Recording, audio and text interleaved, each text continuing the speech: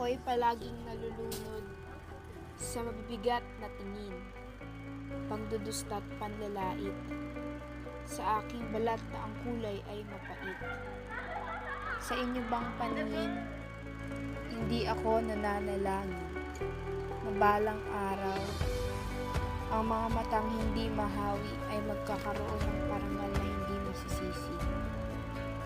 Balang araw. Kailan kaya iyon? Pag wala na ako? O pag nagunaw na ang ating mundo? Ang tanong, titigil ba ito? Ang araw-araw na parusa ng mga mata ninyo, kailan ba? Kailan ba? Kailan ba mawawala? Ha, ha, ha, ha. Kaya'y tumatawa habang ako'y nasasaktan ng walang sawa. Nasanay na ako sa mga panluloko. Sanay na ako. Sana naman tayo'y magkaunawaan sa aking sitwasyon at sa mga reaksyon niyo. Isa din akong tao, naninirahan sa iisa nating mundo. Paano na nga ba ito mababago ang ugaling mali ng mga Filipino? Kinasusuklaman. Kinasusuklamang pisikal na anyo na nagmula pa sa ating mga ninuno na ngayoy kinahihiya na kapag mayroon kang ganoong simbolo. Simbolo ng pagka-Filipino. Kutis na nais ng ibang bansang sobrang layo.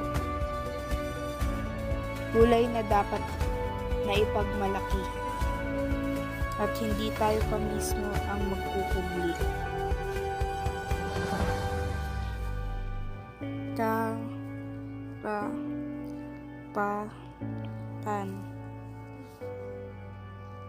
Karapatan ng bawat isang igalang ito at paunlarin. Ating mahalin ang sariling atin. Ang kagandahang natural sa pag-uugali at pangpisikal. Huwag na tayong magbulungan tungkol sa ating pagkakaiba. Isigaw natin ang rikit ng ating pagkakaisa. At kasunduan na tayo ay magiging payapa at masaya. Sa pagtanggap ating iwika. Respeto sa kapwa. Mula sa iisang bansa. Tayo ay magbuklod bilang Pilipino sa Pilipino. Uy! Gising na! Uwian na! Uwian na ba? Tara na!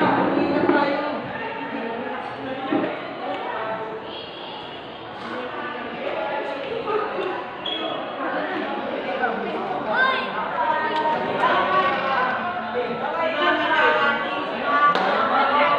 Nasabi mo ang pilsa na? Saan? Oh my God! Oh!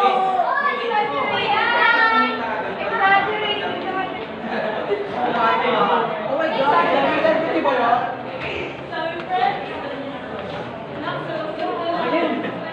Okay na?